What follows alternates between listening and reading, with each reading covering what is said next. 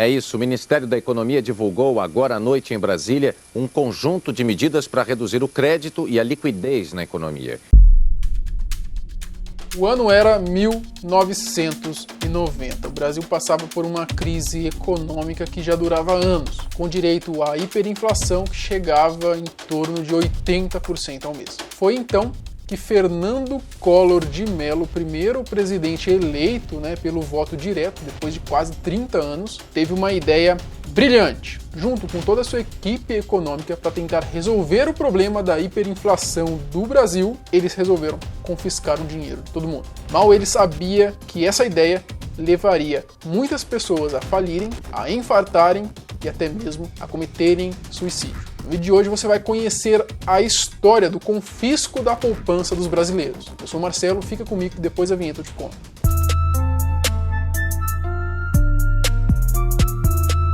O confisco da poupança, do dinheiro dos brasileiros, foi uma das coisas mais marcantes que já aconteceu na história desse país. Eu nem era nascido na época quando aconteceu, mas desde muito novo eu já ouvia falar deste feito incrível do Fernando Collor, quando Collor tomou a grana da galera que estava no banco. Se você conversar com alguém que talvez seja um pouco mais velho, talvez na faixa de uns 50 anos, eles vão lembrar facilmente deste episódio da nossa história. Talvez tenha sido essa pessoa que tenha se lascado junto com tudo isso, ou então ela conhece alguém que se ferrou na época. Entendendo o confisco da poupança. O então presidente Collor anunciou no dia 16 de março de 1990 que as poupanças de todos os brasileiros seriam confiscadas. Essa música eu dedico a todo mundo que já teve um móvel confiscado da sua casa ou um bem penhorado pela justiça. Esse evento foi uma medida que fez parte do plano econômico, do pacote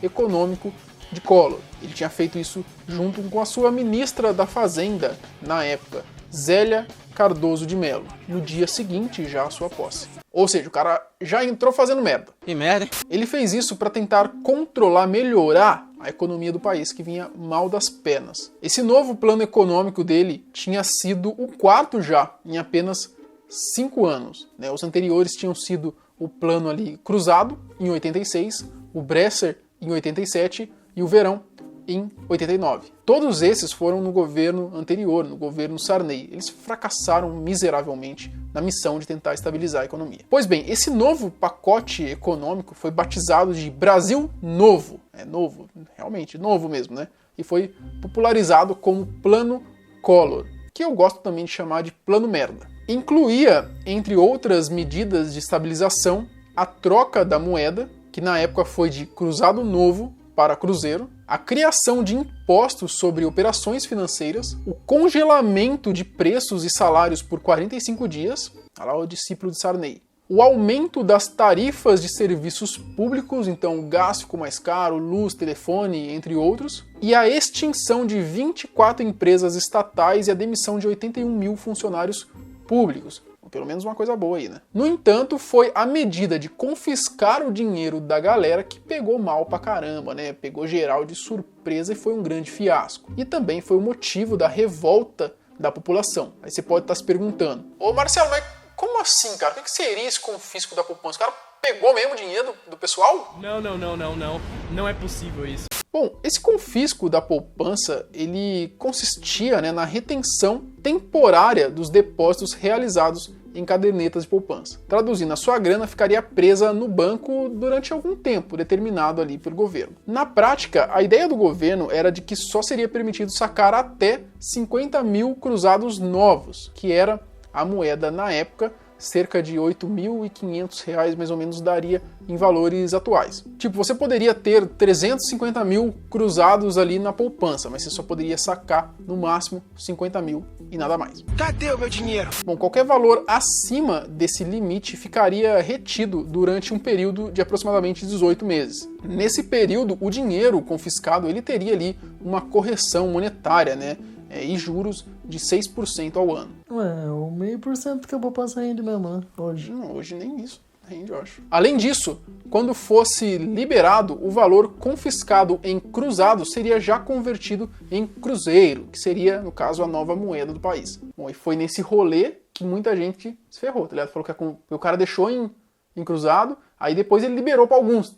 Não liberou direito, fez um entender. E aí muita gente fala, pô, eu peguei em cruzeiro, era cruzado, peguei em cruzeiro, mas daí não valia, porque eu poderia comprar tantas coisas na época, e agora com essa nova moeda, tipo, diminuiu, tá ligado? O poder de compra. Então, assim, foi um rolo desgraçado. Bom, é interessante a gente falar também que não foram só as cadernetas de poupança que sofreram essas retenções, né? Na verdade, cerca de 80% do dinheiro total aplicado, né? Daí não só em caderneta de poupança, mas também em conta corrente, em aplicações financeiras. Bom, isso tudo ficou retido no Banco Central por 18 meses. Estima-se que o governo tenha confiscado ali uma base ali de 100 bilhões de dólares, né, o equivalente a 30% do produto interno bruto do país na época, né, o PIB. Bom, é claro que a população ficou em estado de choque, porque apesar deles saberem que a situação econômica do país estava bizarra, né, e que teria que ser tomadas medidas talvez um pouco mais duras, ninguém esperava algo tão radical. Você acha que isso aqui é tudo? Você não sofreu o suficiente ainda. E para piorar ainda mais a situação, durante esse anúncio, né, super importante, eles tiveram a ideia brilhante de decretar um feriado bancário de 3 dias. Bom, quando esse feriado bancário acabou e retornaram ao funcionamento, é claro que muita gente queria lá pegar o pouquinho que teria direito a pegar, né? Então, muita gente foi ao banco e isso, óbvio, que deu uma superlotação nas agências. Foram filas e mais filas de pessoas querendo sacar pelo menos um pouco do seu dinheiro, com medo de não poder sacar nada, zero. E é claro que isso acarretou em outro problema, o problema da liquidez. Né? Os bancos simplesmente não tinham dinheiro para dar para a galera, não tinha papel mais, sabe? Papel moeda, dinheiro vivo, porque tinha muita gente querendo pegar. Né? Porque eu não sei se você sabe, mas esse saldo que você tem aí na sua conta é um número. É um número. Se todo mundo, do nada, resolver sacar o dinheiro aqui, vamos todo mundo, o mundo inteiro, sacar o dinheiro hoje em dinheiro vivo, não tem papel, moeda, não tem esse dinheiro vivo para todo mundo, óbvio. Ou seja, foi um caos. O prejuízo para o poupador foi de aproximadamente 40%. Essa perda pode ser reclamada na justiça. Quem tinha 50 mil cruzados novos na poupança pode receber até 6 mil reais. Mas, Marcelo, por que diabos o governo teve essa ideia bosta? Vamos tentar entender. Eu nem entendi um pouco direito. O Brasil, ele vinha já na merda já, né, com a hiperinflação lá nas nuvens, como eu falei, né, eu fiz um vídeo falando da hiperinflação aqui no canal. E a intenção do Collor e da sua equipe econômica era tentar restringir um pouquinho o fluxo de dinheiro para controlar a inflação. Ele planejava realizar uma desmonetização, que seria a redução da base monetária, ou seja, a redução da circulação da moeda em relação ao total de ativos financeiros existentes na economia. Tudo isso de maneira ordenada, lenta, para tentar colocar os preços de volta ao patamar normal. Na prática, menos dinheiro na mão do brasileiro, menos gente comprando coisas, ou seja, menos demanda, o preço tende a estabilizar ou até mesmo cair. Pior que faz sentido. Não deixa de ser uma coisa. Pior que faz sentido. Bom, num primeiro momento, até que esse pacote surgiu um pouquinho de efeito, né? A inflação chegou a despencar ali cerca de 3%. Mas óbvio que a alegria durou pouco, né? Em junho já subiu para 9%, no mês seguinte voltou para casa dos 2 dígitos, em janeiro já de 91 a inflação já estava em torno de 20% ao mês. Que ainda, acredite se quiser, era bem menos do que antes do plano Collor. Mas esses números, eles comprovavam que essa ideia do Collor também era insustentável. Era questão de tempo até tudo voltar ao que era antes. A situação chegou num ponto que o governo precisava fazer uma escolha. Manter essas medidas de desmonetização e enfrentar o risco de uma recessão, ou voltar ali, remonetizar ali a economia, né, e enfrentar o risco ali do retorno da hiperinflação. Agora é vencer ou vencer. Bom, Collor e a sua equipe escolheram a segunda alternativa. A inflação voltou a crescer exageradamente. Alguns especialistas atribuem o fracasso do plano Collor ao fato de que essa remonetização ela não foi realizada de maneira controlada, ao contrário do que era a ideia a princípio. Vidas perdidas. Como eu falei, essa parada foi um caos tão grande que fica até difícil a gente tentar ter noção de como foi, só quem viveu mesmo na época, né? Mas para você ter uma ideia, né, para não fechar as portas, diversos donos de bares, restaurantes passaram a aceitar cheques e aceitar a vender fiado, simplesmente para não perder as vendas. Bom, de norte a sul, negócios foram desfeitos, viagens foram canceladas, casamentos foram adiados. Ou seja, não foi tão ruim assim, né?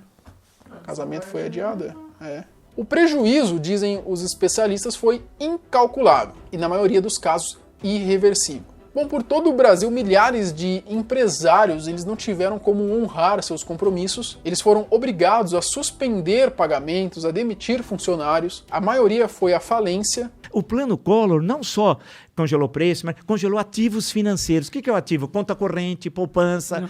De uma hora para outra você não podia sacar nada.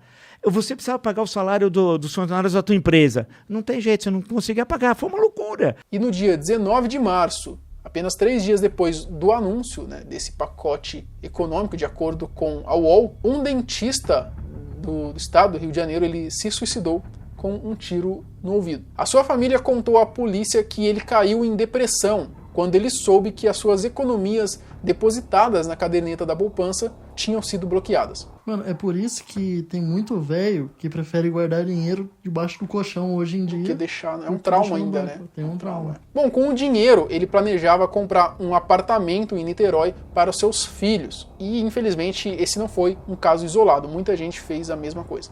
Caralho, aconteceu isso com um monte de gente. Meu pai nessa época empreendia também. Alguns clientes dele foram pro espaço e alguns outros se mataram mesmo. Um monte de gente se matou. Um monte de gente se matou. Foi o maior índice de suicídio. Que loucura essa porra. Porque as pessoas piraram.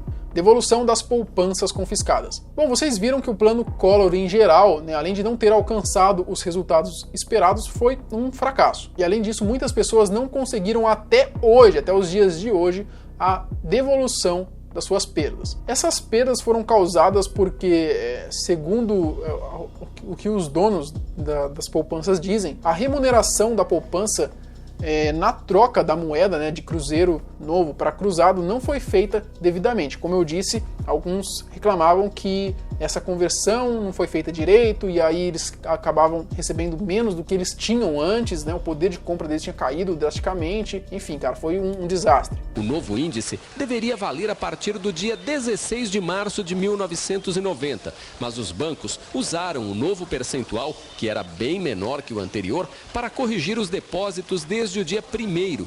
O prejuízo para o poupador foi de aproximadamente 40%. Bom, os bancos, por outro lado, afirmam que eles seguiram as regras direitinho para devolução, sem nenhum erro. No final das contas, foram feitos diversos acordos entre bancos e os interessados, com a mediação ali da Advocacia Geral da União e com a homologação do STF, só que só para quem já havia entrado com um processo individual ou coletivo na época desses acordos aí que foram feitos, que conseguiu, de certa maneira, um ressarcimento do valor. Além disso, era necessário comprovar que você tinha dinheiro ali depositado na poupança na época do confisco. Bom, isso daí não deveria ser...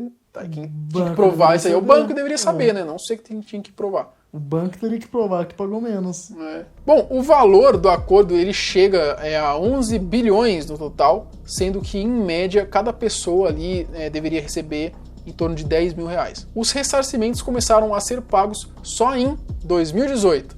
Olha, brincadeira ou não? Bom, como vocês sabem, assim como esse plano econômico criado, o governo do presidente Collor teve um desfecho também melancólico. Depois de ser acusado de liderar esquema de corrupção, o ex-presidente sofreu um processo de impeachment e foi afastado do cargo no dia 29 de setembro de 1992. Ele acabou tendo que renunciar à presidência no dia 29 de dezembro de 92. Um momento que marcou a história. O presidente afastado, Fernando Collor de Mello, renuncia à presidência da República.